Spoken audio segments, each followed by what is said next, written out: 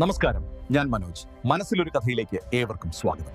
ലോകത്തിലെ ഏറ്റവും പേടിപ്പെടുത്തിയ സിനിമ ഏതെന്ന് ചോദിച്ചാൽ പലരുടെയും ഉത്തരം ദ എക്സോസിസ്റ്റ് എന്നായിരിക്കും. എന്നാൽ ആ സിനിമയ്ക്ക് പിന്നിൽ വിറപ്പിക്കുന്ന ഒരു യഥാർത്ഥ സത്യമുണ്ടെന്ന് നിങ്ങൾക്കറിയാമോ? 1949 അമേരിക്കയിലെ മെരിലാൻഡിൽ നടന്ന ആ സംഭവം. സിനിമയിൽ ഒരു പെൺകുട്ടിയെയാണ് കാണിക്കുന്നതെങ്കിലും യഥാർത്ഥത്തിൽ അതൊരു ആൺകുട്ടിയായിരുന്നു. ചരിത്രരേഖകളിൽ റോളണ്ട് ഡോ എന്നാണ് അവനെ വിളിക്കുന്നത്. തന്റെ പ്രിയപ്പെട്ട അമ്മായി മരിച്ചതോടെയാണ് റോളണ്ടിന്റെ ജീവിതത്തിൽ അസ്വാഭാവികമായ കാര്യങ്ങൾ സംഭവിക്കുന്നത്. അമ്മായി പഠിപ്പിച്ചു കൊടുത്ത ഓയിജ ബോർഡിംഗ് വഴി അവരുമായി സംസാരിക്കാൻ റോളണ്ട് ശ്രമം. അവിടെ നിന്നാണ് എല്ലാം തുടങ്ങിയത്. റോളണ്ടിന്റെ മുറിയിൽ നിന്ന് വിചിത്രമായ ശബ്ദങ്ങൾ കേട്ടു തുടങ്ങി. ഫർണിച്ചറുകൾ തനിയെ നീങ്ങുന്നു. അവൻ ഉറങ്ങുന്ന കട്ടിൽ വായുവിൽ ഉയർന്നു പൊങ്ങുന്നു. പേടിച്ചുപോയ മാതാപിതാക്കൾ ഡോക്ടർമാരെയും ശാസ്ത്രജ്ഞരെയും സമീപിച്ചു.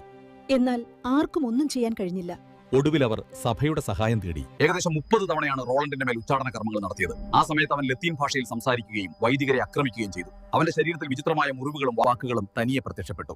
ഫാദർ വില്യം ബൗഡൻ ഈ സംഭവങ്ങൾ ഓരോന്നും തന്റെ ഡയറിയിൽ കുറിച്ചു വെച്ചിരുന്നു. ആ ഡയറി കുറിപ്പുകളാണ് പിന്നീട് ലോകത്തെ ഞെട്ടിച്ച സിനിമയായി മാറിയത്.